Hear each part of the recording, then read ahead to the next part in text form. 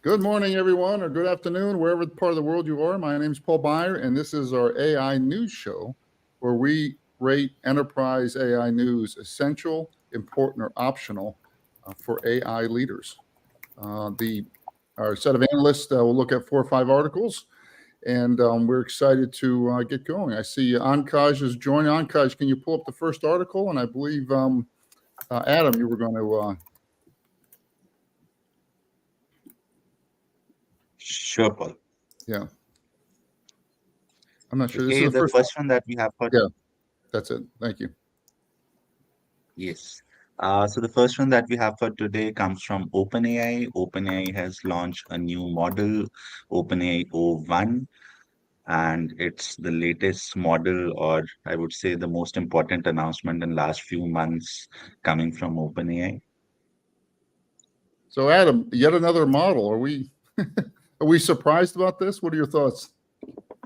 This is essential news. It's not an iterative announcement. It's not that we had 4.0 and this is 4.0 plus or 4.01 or something, right? It's a little confusing because the name of the model is O1 and the last one was 4.0. So it could sound like it's sort of a step change or an improvement. There's also, I think, some misunderstanding because it talks about how this model does really good at reasoning, especially in light of the news recently with reflection and this idea of how you can kind of prompt a large language model to think about its own answer and get you a better answer sort of thing. There's probably a lot of misunderstanding about the significance of this. And this is a completely new model. This is a new foundation model. And it's a massive update. I mean, I've done some testing with it, you only get 30 inputs a week at this point, so use them wisely. Don't experiment too much. Think about asking some really good questions, but it'll sit there and it'll say, like, when it comes back to you, it may have been thinking for 30 seconds, a minute. Like, it does significant reasoning. And you can actually sort of like with the before, you could click open the box and see it doing the Python or whatever it's doing. You could, and you'll see all of the things in sort of its logical flow and all the steps it's taking. But it's really phenomenal. What it's doing is it's using chain of thought, but not as like a post process, but in determining what answer to give you. So it's actually in the model, and it will look at many different ways of answering the question and then evaluate which of those gets the best response and then return that to. So it's truly at the core of it doing reasoning like an LLM has never done before. So, passionate case for essential. David and Luda, you guys on board? Yeah, they actually named the model designed to spend more time thinking before they respond. So it is not an incremental, it's a step change in reasoning and thinking and avoiding hallucinations and the like. So coming from OpenAI, I think this is very much important, essential. Yes, agree. Great. Adam, or David, you're as well, essential? Yeah, I'm essential as well. And I just think, in looking at the race here among these major players, it's interesting that they released this one a little raw, right? So right now you can't do much of the things that you can do with their other models. You can't upload anything to it. It doesn't process images, etc. It's not internet connected, which is a big one. Right. Yeah. It can't do use other tools. Like it's pretty limited. So it's pretty interesting that they decided to just go ahead and put this out at this moment. And then just one other interesting thing that they discuss in here, and you hinted at it a little bit, Adam, is you can see some of the reasoning, but if you read the research report, it's actually not all of the reasoning. It's a summary. It's a kind of a high-level summary of the reasoning. They decided that they didn't want to show all the raw reasoning because they said if they don't want to constrain the way it reasons, so that what you see is like kind of sanitized. Make sure that you're not seeing anything weird or inappropriate, because they want to be able to be like kind of testing and reviewing it in the background. And then the third interesting thing I'll point out is that they do say that they shared this with, I think, the US government and I believe UK in advance to test it. So I think there's just a lot of interesting developments around it besides the functionality of the model itself in the way that they've decided to put it out. So definitely essential and just like really interesting in terms of watching this race unfold. Yeah, NSA's, the board seat's paying off already. Adam, I didn't realize it's only 30 a week. I was playing with it last night. I was doing how much wood could woodchuck chuck and putting that into the 3 versions. So I was really wasting my wasting your bullets. Right. Well, great. Essential for this one. Next article, please, guys. The next one that we have comes from Google. So Google has launched NotebookLM. Now it's a new tool that lets you listen to a conversation about your sources. Great. So Yeah, David, Yeah, so not much to share in terms of a summary beyond what the title says. It's really short announcement from them about this without a ton of detail. I tried to test it quickly before our briefing. I can tell you it takes a while to generate the conversation. I had to kind of leave it, and it's running in the background. I actually gave it the research paper that I'm going to be leading the discussion on later, and was going to have it discuss it among itself. But there is, if you scroll down here, a preview of what it will sound like, and it's 2 voices chatting with each other about whatever you've uploaded into it. So if you upload 3 research papers, they will start discussing them and basically summarizing them in a back and forth manner. It's pretty interesting. I mean, when you think about use cases, if you can create an AI generated podcast basically by just saying like, hey, I'm going to discuss the latest AI research, and you stick it in there and the thing discusses it on its own. But it's, I don't see a huge amount of use cases for this right now. I don't know, maybe I'm just not being creative because it's early in the morning. I would mark this as optional, but just a kind of cute, I would call it an interesting use case and new functionality. Oops. It's 1 vote for optional. Adam, you want to display, Adam, your second screen here? Yeah, someone has to bring it up onto the stage. Yeah, there we go. So yeah, David, I gave it a quick try, and maybe I was a little less ambitious, just giving it this 1 PDF for a news article. But you can see it did a nice summary. It's kind of like a RAG. You upload your file, your resources, and then you can have a chat about it. But this is what David was talking about, this feature here. And I told my audio to play through, so let's see if you can hear this conversation. It's a man and a woman talking about luxury brands using AI to fight counterfeit goods. Let's see if it comes through. Who really knows their stuff. Oh, absolutely. And that's where we're starting today, looking at how brands are fighting back using, get this, AI, not just with sneakers, but with luxury watches too.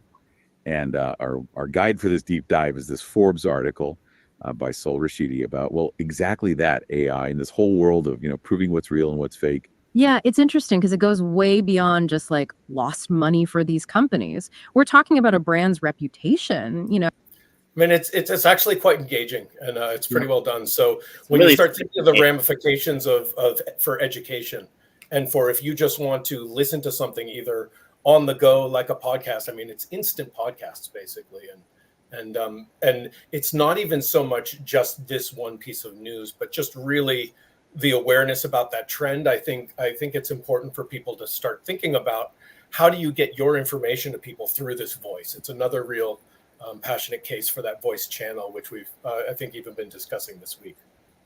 So, Adam, essential or optional? I think it's important news. I think it's something for people to be aware of.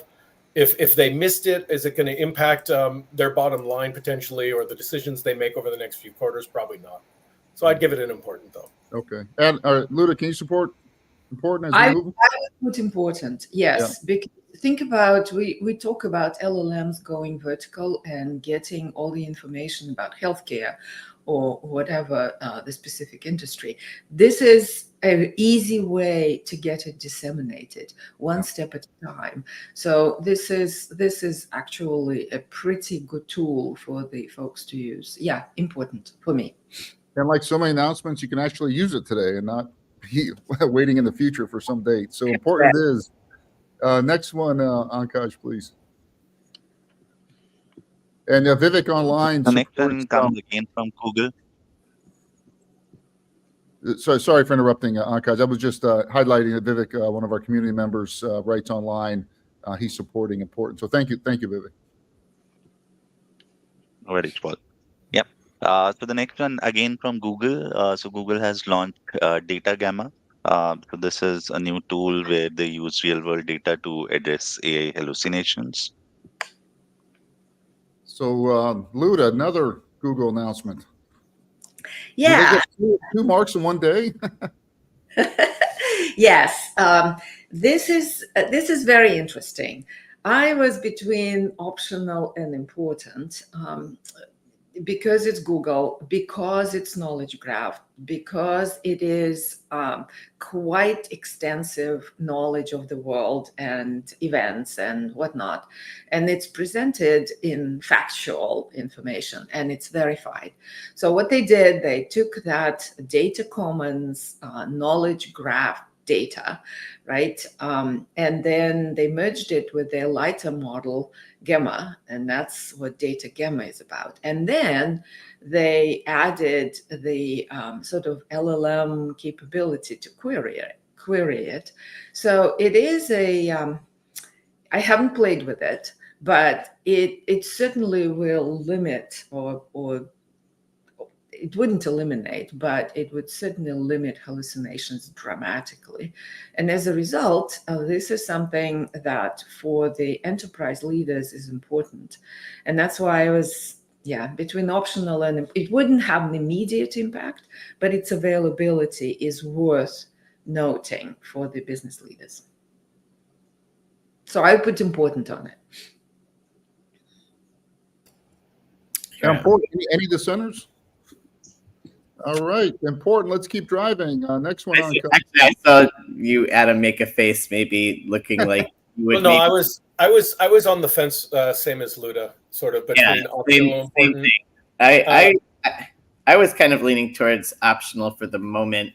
I guess because I just have this view of like, if there's any chance of hallucination, we haven't made enough progress, right, for certain use cases, because if there's any chance that there's a hallucination in an answer, you now can't use it for a use case that needs 100% accuracy, whether it's 99% accurate or 80% accurate for the very important ones. And because this is kind of something that I feel like how many enterprises are going to be able to actually have the skills set to implement this alongside everything else they're doing. So I was kind of on the optional camp for this for the moment, but I'm not gonna fall on the sword.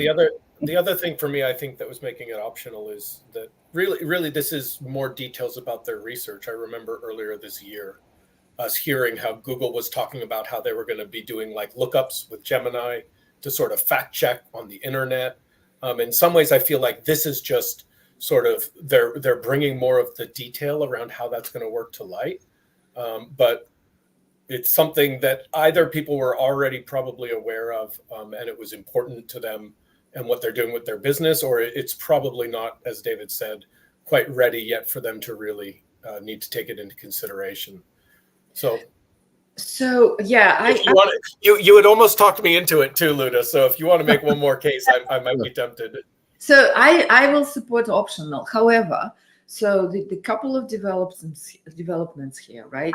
So we know that the answer to avoiding hallucinations is the probabilistic and deterministic. The data commons is just data put together in a knowledge graph, and we will be talking about knowledge graphs, and that's probably is the answer to have a massive knowledge graph that you can very quickly check your answers against, right? And they opened it to the broader community in this release, right? It was hidden. They were compiling it. And that's important. That is important news, right? And they combined I it could agree with that. Yeah. models, and we'll be talking about a combination of small models, big models, and how they can help each other.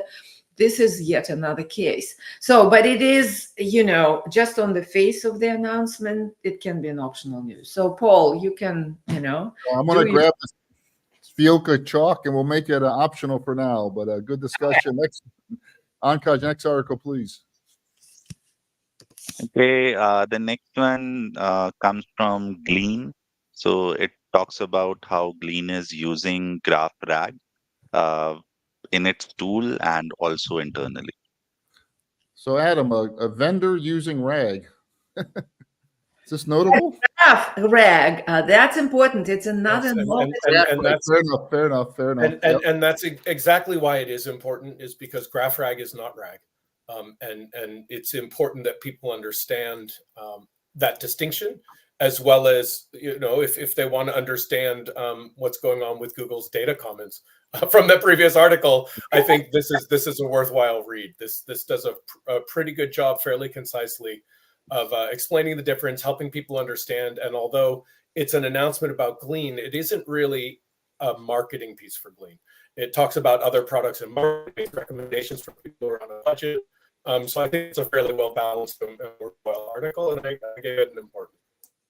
So, Paul, may I, as one person who has created expert systems way back when, I will probably channel Tim to say that creating those knowledge graphs and putting the knowledge of a particular domain into them is a very tricky and complex proposition that we're seeing the tools emerging to create it automatically, but it is seriously not there.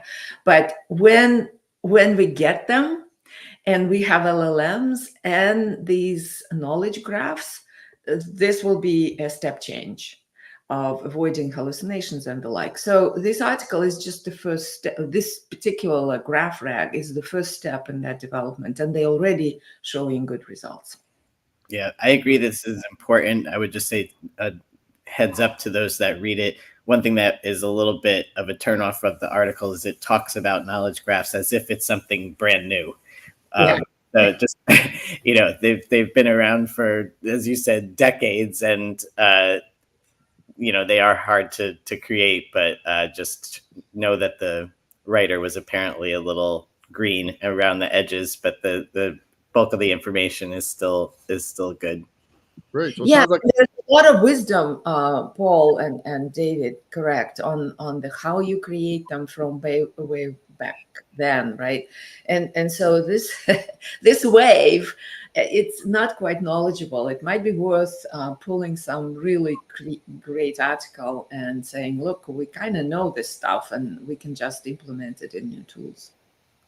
Yeah, great. So important. I do want to do a shout out to Matt Marshall from the CEO of VentureBeat. I know it seems like we probably do 1 to 2 to 3 VentureBeat articles a week now. So they're really doing some good reporting. And I was at another one of his events this week, and I was in Silicon Valley. So kudos to that.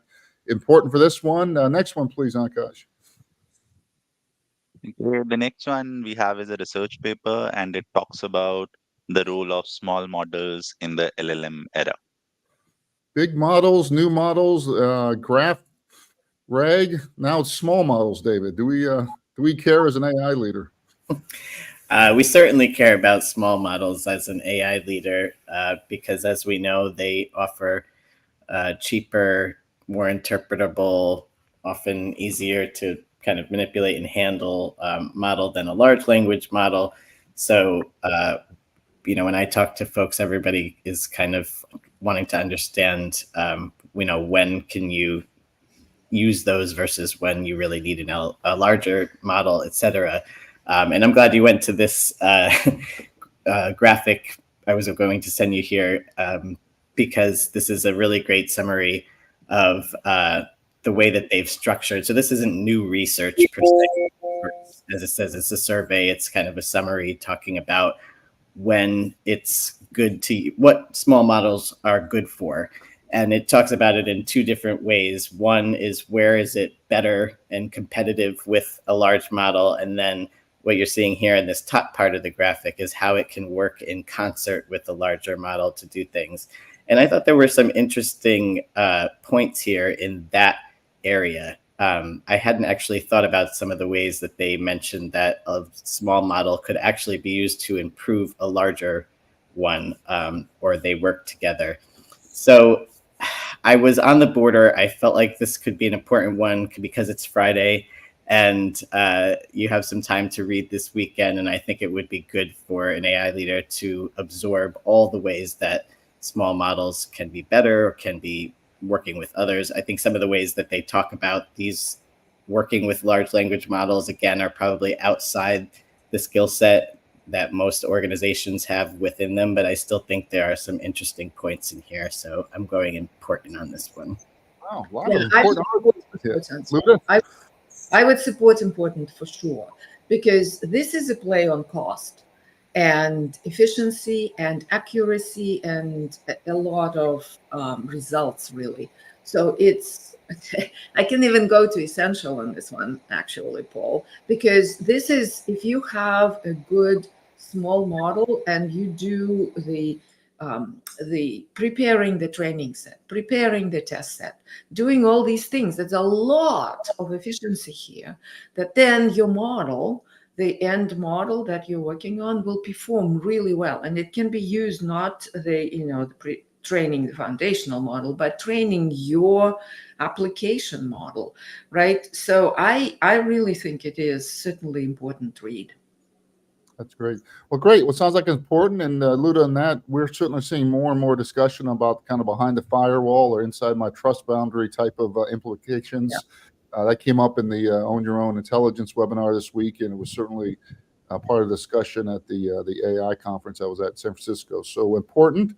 And last article today, Ankash, please. Great, Paul. So the last one, again, a research paper. So it talks about Windows Agent Arena, where you can evaluate multi-modal OS agents at scale. So Luda, another, we're going to load our AI leader up, or is this optional? I think it's optional, actually, but since it's Microsoft, right, environment, and it's, the authors point out, it's 70% plus of the market share. You kind of need to be important, right, to get people to be aware of it. What it is, it's an environment that parallelizes the testing, right, and of the agents. So if you're very seriously into agents in your workflow, then this is useful. So what they have done, put together 154 various tasks, and then they sent it to Azure in parallel. And that's where the speed improvement comes from. And but the results are kind of, I don't know, I wasn't very impressed as in the results, with the results. So that's kind of, I think it's optional, but it's good to be aware, in essence, that this is there and will be improved. So, and by the way, Paul, this gives a definition of an agent, finally. So if Ankash, that you can scroll to the introduction in the article on the page 1, it says anything, an agent is anything that can be viewed as perceiving its environment through senses and acting upon that environment through actuators. And this comes from the article in 2016. Luda, thank you so much for highlighting. I was in the Valley. I must have asked. Right now in the Valley, people are breathless on agents. Everything's agents. And I just stop. I said, define an agent, and no one could. And so this was at least, I still can in my head trying to understand the difference between an agent and a software program. One day it still needs requirements, still needs testing, still needs governance, still needs security, but at least this is a specific one that someone's thrown out there as a stake in the cloud. And this sounds like a reasonable one. Yeah. And this is from, so it can be applied to robotic that can be applied to software. This has broad definition. The key, Paul, I think, is that it has agency, which means it has a capability to execute, like to actually do something. In this case, it's saying act upon that environment through actuators, right? That's how. But it doesn't standard software. But a software program has inputs and outputs, but it's not acting upon its environment, like outside of where it's actually running. If that makes sense. Can you just robotics is absolutely an example of agency, right? Yeah. But the software operates in its own environment. So acting in that environment, that still applies, I think, Adam. So, I mean, if I had a sensor in a building, like if it updated its own code, for example. Correct. Yeah. Or create code that then can do things in the defined environment. So I think it applies. Yeah, I think there's so anyway, so in the broadest sense, yeah, it's in the broadest sense, right? Luda, what your recommendation for the classification is? Optional, I think you're leaning towards. No, I need help. I would rate it as optional, but since it's I'd rate it as optional. It's a very important concept, and this research actually makes it a bit too inaccessible, I think. Yeah.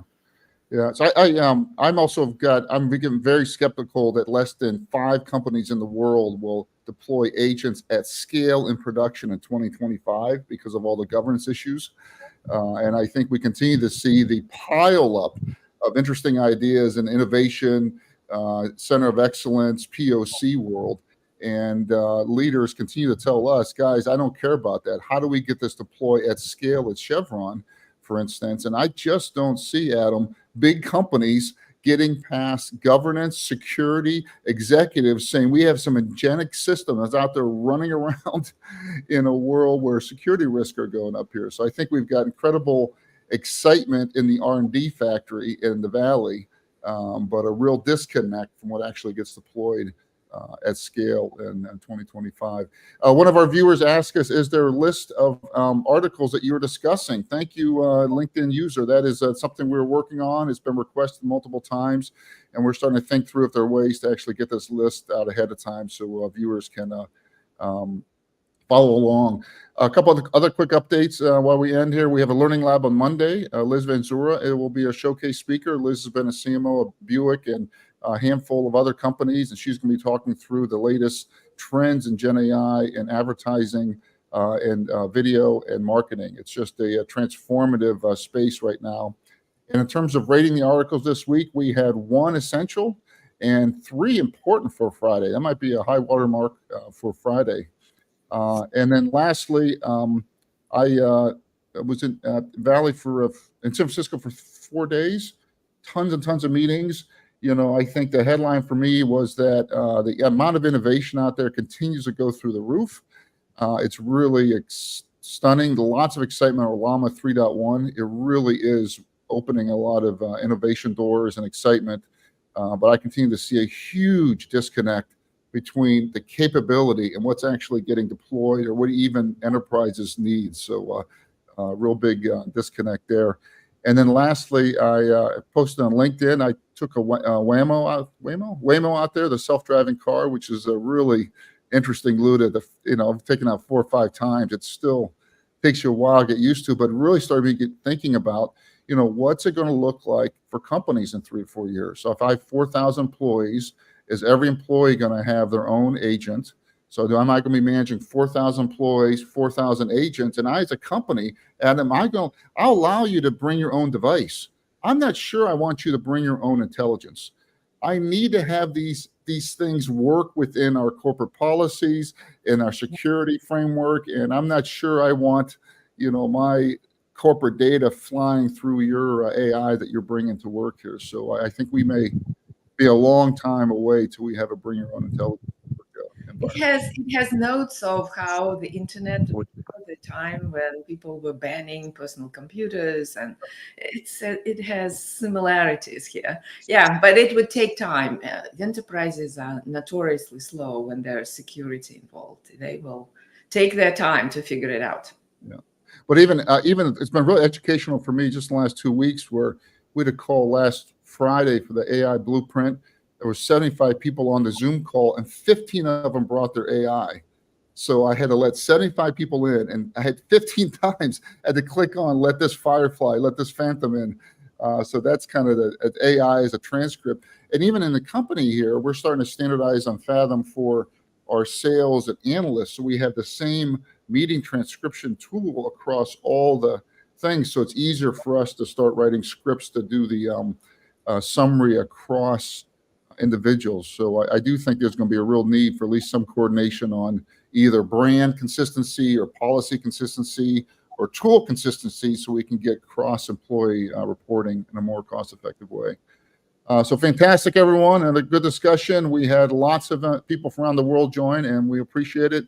All the feedback from the community online, from Vivek, Ram, and others. Thanks, everyone. Have a fabulous weekend. And happy Friday. Happy Friday.